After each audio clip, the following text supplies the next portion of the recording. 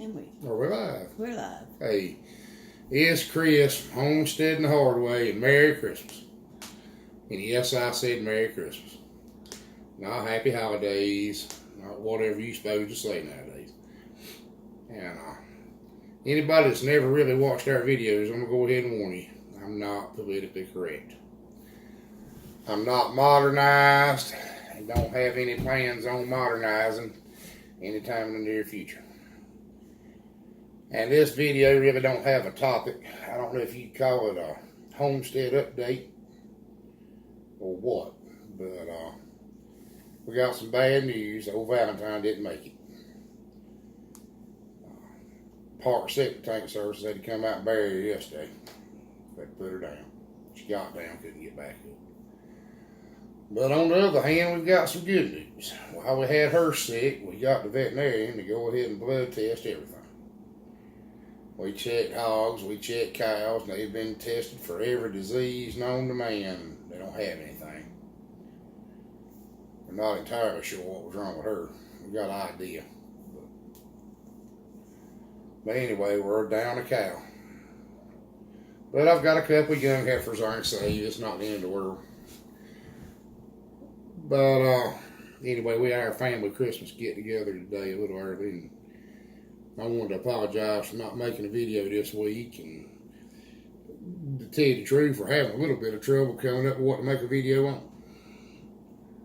And if you want to help me out with that a little bit, the 15 or 20 loyal viewers that I have, we've got some options. We've got a little bit of a coyote and fox problem here, and we can do a video on predator control.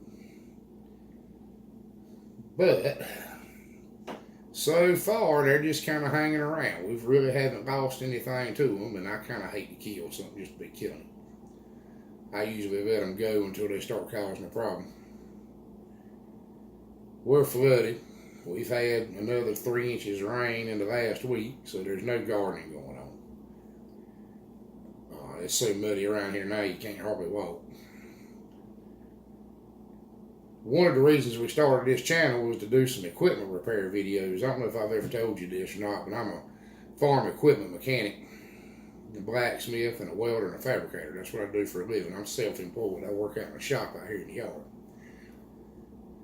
And I work on a lot of kind of interesting stuff. I do a lot of things other people don't do. I have to make parts for a whole lot of what I work on.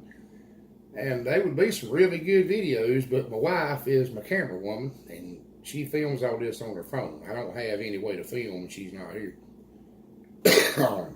And she works, so she's gone till about 4 o'clock every afternoon. It's just not a possibility of filming it. I don't know how to work the phone or the camera or anything. I don't know how to set up the tripod. I didn't have a cell phone until about 5 years ago. Don't know anything about technology and don't want to know. We try to do these videos to help everybody else out, but just like I said, I'm not too interested in modernizing. But give me some ideas. Y'all help me out here. Give me some ideas on something to do.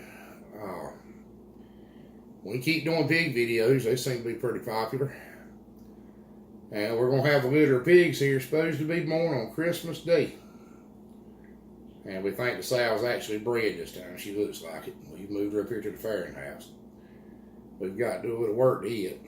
And I'm sorry we're not outside and standing around the cow pen or the hog pen or something to do this video, but it has rained all day again today. It rained all day yesterday. And just to kind of give you an idea of the kind of weather we have around here. 4 days ago, it was 18 degrees. Snowing. It was snowing, sleeting, the wind blowing 10 miles an hour, and you would freeze to death. I had to ditch a hog pen, get the water out of it, and my fingers were numb. I had to come in the house and run hot water over them. The day is 70 degrees. And raining. And raining. And I know a lot of people from up north go, well, 18 degrees ain't that bad. But I got a friend from Alaska told me the coldest he's ever been was in eastern North Carolina. He said, they just something about the cold here is different. It's just different.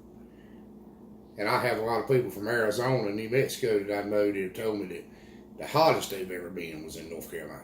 100 degrees here is just different.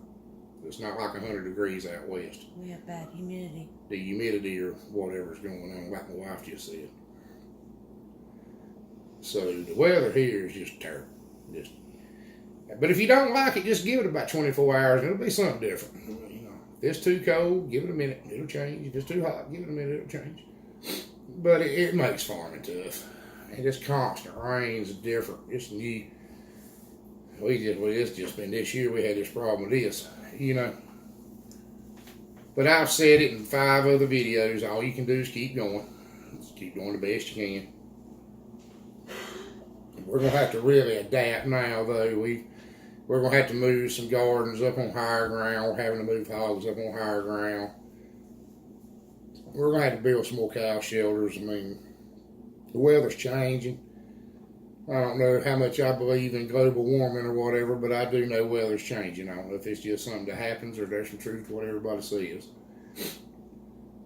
I'm not really a big conspiracy theorist. I don't know about airplanes spraying chemicals or the federal government controlling the weather. I don't know if that's possible or not. You know, yes, I guess they could be. I don't see what the point in it would be. You know, the government makes a living off our tax money. It's making things harder on us. Just don't seem to make much sense. But I guess it could be happening. I don't trust them very much anyway. But, like I said, it's just a little homestead update. Well, see, we really don't even know what to call ourselves. We don't know whether we need to call ourselves a big homestead or a small farm or a micro farm or what the state calls a mini farm. Yeah, I might have mentioned this before. We had to be licensed from the... That's something we could cover right quick. Would be a good point. I watch a lot of videos on YouTube. I don't watch much TV, but I do watch a fair bit of YouTube at night when I come in the house. And that's something a lot of people don't cover. If you, it's something you need to know about. If you do start your homestead, or if you already have one, and your goal is to sell some of your produce, some of your honey, eggs, maybe meat, milk, butter, cheese, you had better call somebody. I recommend the extension agent, your local extension agent. Most of the time they're on your side and they'll kind of help you as much as they can. But you need to call some state representative and find out what you can and can't do. And I'm not going to go in much detail on this, or one day you'll look up and there'll be a white 4-door car with a license plate saying, "Welcome to whatever state you live in," on the front of it. And somebody in a suit's going to get out. And they're going to walk up and they're not your friend. And they're going to be more than happy to point out everything you've done wrong and how much it's going to cost you. And how you're going to quit doing it immediately. So just remember that. North Carolina, I do know something about what's going on right here. North Carolina, you can sell eggs. Can't sell milk. Can't sell butter. Can't sell cheese. Unless you have a license, a pasteurizing setup. Everything's got to be stainless steel, concrete floors. You can't just go get a clean stainless steel bucket, milk your cow, pour it through a piece of cheesecloth and sell it to somebody to go make butter out of. You're going to get in trouble. We found that out the hard way. Homemade jelly, pickles. What do they tell us about homemade jelly and pickles? You can do it, but they've got to come look at your kitchen you're making it in. And if you have a dog in the house, which we have a little Yorkshire Terrier in the house, and she's about this tall and she's clean as a pin. She goes to the beauty parlor a whole lot more than my wife does. Nope, can't do it. Can't have a dog in the house and make jelly. Can't have a dog in the house and make pickles. My wife makes some pickled okra. It's the best you've ever eaten. We could sell them by the bushel. She can't make them and sell them here. Blueberry jelly. Yeah, and blueberry jelly. I didn't know there was such a thing as a blueberry jelly. She didn't either. She decided she was going to make some this year. And it was it was good. It was, my mom and grandma ain't never made nothing that good before. And she didn't know what she was doing. She was guessing. Looked it up on YouTube or something. But anyway, it worked out pretty good. It was delicious. We just did picking up blueberries. We had 2 jars. We tried to ration it. It still ran out. But you need to check on the legality of what you're doing. Something else you need to check on the legality of some of the livestock you have. Having pigs is not legal everywhere. And here where we're at, the law is very confusing, very confusing. There's rules about confinement livestock that may or may not transition over to homestead livestock on the ground. It's a gray area, and nobody can really tell you what you can and can't do. But one piece of advice I will give you to save me here: my daddy had hogs and cows and chickens. My granddaddy had hogs and cows and chickens. My great-granddaddy had hogs and cows and chickens and goats and whatever. And it has saved me more than once. You can be grandfathered in. So that means that they changed the law. If there's always been hogs on the farm, there's going to be hogs on the farm because you're grandfathered in. If you go and buy a new piece of land, and this may get you in trouble too.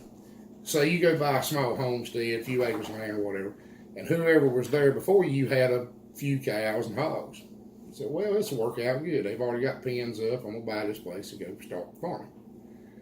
You may get in there and find out that they were allowed to have livestock because they had livestock for 25 or 30 years. But you can't. Just because the previous owner had it doesn't mean you can. Just remember that too. You save yourself a lot of heartache and trouble if you'll do a little research before you do anything. And remember, you're liable. If your livestock gets out and tears up somebody else's stuff, you got to pay for it. Like I said, I'm just making this up as we go along. We really didn't have a subject. We just got off track there a little bit. We were looking at ideas for videos. I guess we could do one on predator control. We're going to try to do some pig videos. If you have any ideas, if there's anything you'd love to know about or love to know more about, we're going to do a putting up a fence video in the kind of jackleg way I have that we put up fence. And which I know it's not textbook, but it does work. It's pretty cheap. And like everything else I know, I've learned it the hard way. I don't think anybody around here ever had any professional training or anything like that on putting up fence. The hardware store started selling it and we started using it. Nobody really knew how to tell you how to use it. We just figured it out. What else is something we need to cover?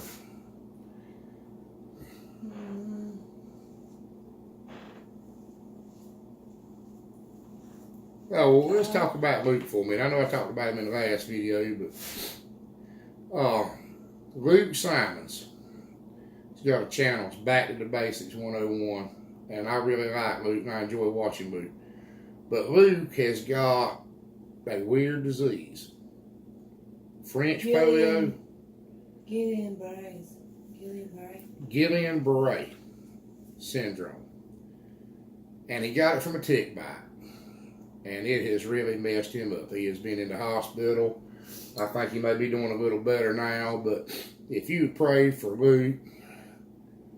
Luke Simons, I would really appreciate it. He needs a little help, I feel like. And he's a good Christian man. He puts up good Christian content on his channel. A lot of helpful stuff. They're out of North Dakota, but best I can tell, he's as good a guy as you could ask for. But any prayers you put out for him, I really appreciate it. What else do we need to cover? Does anybody know how big a cubit is? Because if it keeps raining here, we're going to need to know. I think it's 18 inches. And where to get some gopher wood probably wouldn't be a bad idea. Can you substitute sweet gum for gopher wood? That's a good question. Inflatable arc. I don't know. I bet little pointy hooves don't be good inflatable boats. But we really are in bad shape here. The water's deep.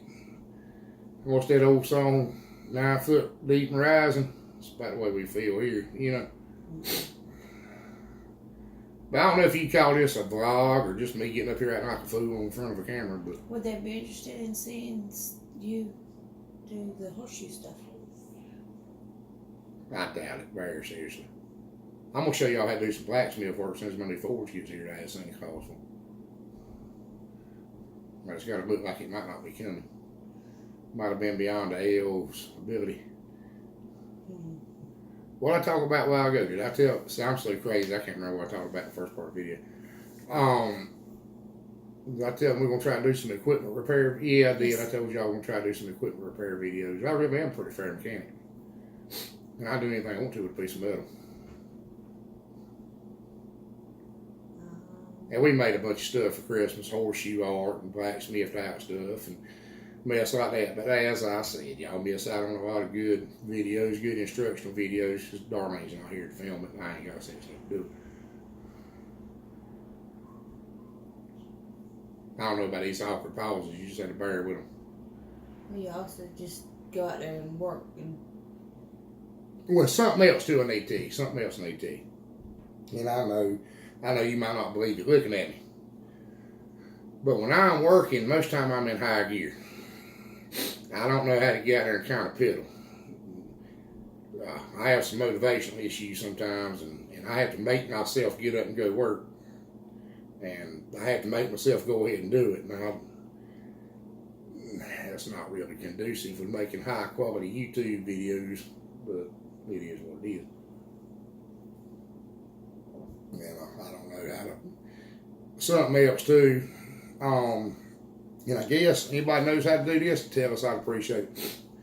We've noticed something. See, we're filming this on the phone. We don't know how to film. You all know that by now just by watching. editing. We don't know how to edit. So we about decided we're going to quit even trying to edit. But something we've run into. One, we're right in the flight line of two airports. We've got a military base about 15, 20 miles away from here, and we got a commercial airport about 15, 20 miles away from here. And I swear both of them make an X right over top of our place here. And we made a video the other day, and you see, you tune them out. When you live here, you don't pay them jets no mind. They'll fly over, you don't even hear them. But they show up in the video, you can't hear me for the jet. And, well, I don't have a script. We don't do many takeovers, retakes, whatever you call it. And anyway, it is what it is. But the neighbor that's 400 yards across the field over here can decide he's going to move his lawnmower. And you can hear that lawnmower in the video better than you can hear me standing 2 foot in front of the camera. And I guess that means we need a microphone. But we don't know. And I'm going to be honest with you about something else, just going to tell you the gospel truth. We're kind of poor. I make fair good money, my wife does too, but all this stuff costs a bunch of money, and we really don't have the funds to put into a bunch of video equipment to do this with. Like I've told you before, we're not monetized, ain't planning on becoming monetized. We're just going to just try to help people a little bit. We really can't spend that much money to do it. A few minutes out of your day to shoot the video and maybe look it over a little bit and post it's one thing, but if we got to go to buying a bunch of equipment to do it with, we probably just have to quit. Everybody says we need one of those mics. Yeah, everybody's told us we Shirt. need a mic to go in my shirt, but I've never aspired to go to Hollywood, so I don't know, it is what it is. But anyway, we do have about 25 loyal followers. Most of them I can see their house from here, or their kin to me. But it does make you feel good. People stop you at the store. You got 2 new ones today. Yeah. They're related to you. Yeah, I got 2 new ones today. They're kin to me. But they do watch it now. But I have people stop me at the store all the time. I watched that video you put up. I didn't even know you could do that. These people live a mile down the road, ride by here every day, and act like it's news to them how I put up a fence. But anyway, it is what it is too. But y'all pray for Luke for me. I think a whole lot of that boy. I've never met him in person, but I've been watching his videos. He was the first YouTube channel I ever started watching. I never subscribed to him because I didn't know you were supposed to. I didn't know how that worked. I still don't know how it works.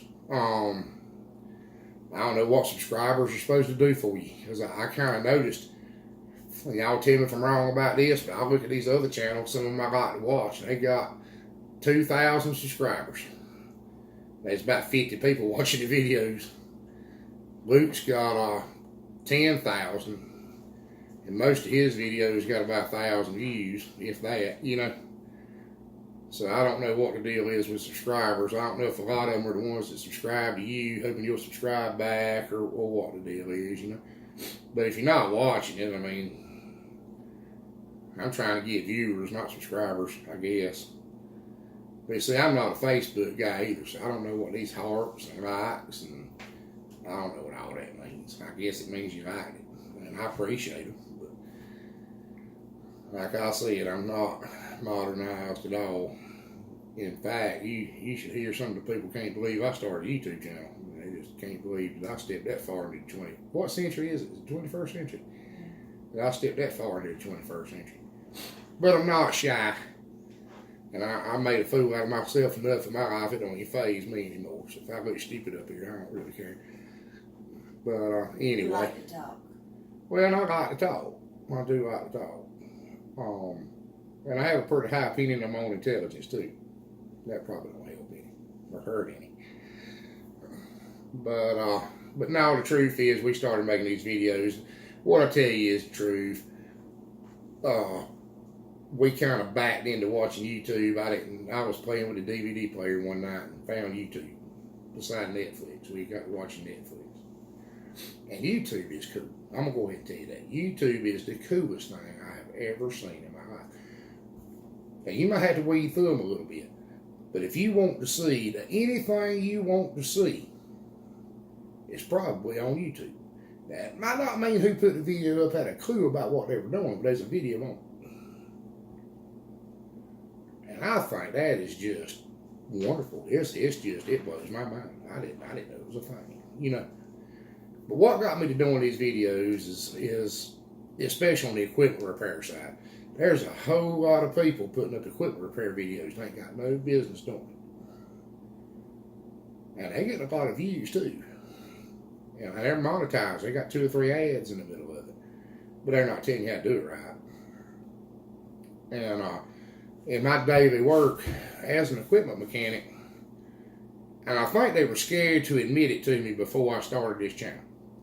But since I started this channel, I'll go to a lot of equipment that's kind of jacked up. They try to fix it themselves. And I can't say too much because some of the people just try to fix it themselves are watching this. So I can't say it too much. But anyway, if you are watching it, don't do it anymore. It's not a good idea. But they'll try to fix it themselves. And I look at it, and it was just wrong. I don't know who in the world, where they ever come up with the idea this was a good idea. This stupid mess. And I said, well, how did you, who told you how to do this? Well, I watched this YouTube video. Okay, let me see the video. And whoever put that video up didn't have no business putting you up a video on how to put a chain back on your bicycle. Much less putting brakes on a bulldozer. Working on an old 1940 farm tractor. I'm a world-renowned expert on 1940 farm tractors. And I fix them, and they can't nothing be got to fix them with. I'll make stuff off other pieces of equipment work. I mean, it's kind of what I do. And what I've always done, and been working on since I was a little kid. These tractors you see back here and these signs behind me, I've owned most of them and worked farm with them. Especially when I was younger, this is the kind of equipment we had. I've been working on them since they weren't that old. And people just try to do stuff just backwards. But one thing I will promise you, if I don't know what I'm doing, I'll never tell you I do. I'll never put a video up just to get you to watch it. If I don't know what I'm doing, we're going to skip that video. Now, I'm not saying that I might figure it out and put up a video about how I figured it out, but we're not going to pass off my lack of knowledge as expert advice. But anyway, I'm going to let you go. This is probably dragging on a little bit, and I don't even know if we'll even put it up. But Merry Christmas, and we'll see you again. Hopefully we'll be putting up a few more videos next few weeks. Have a good evening.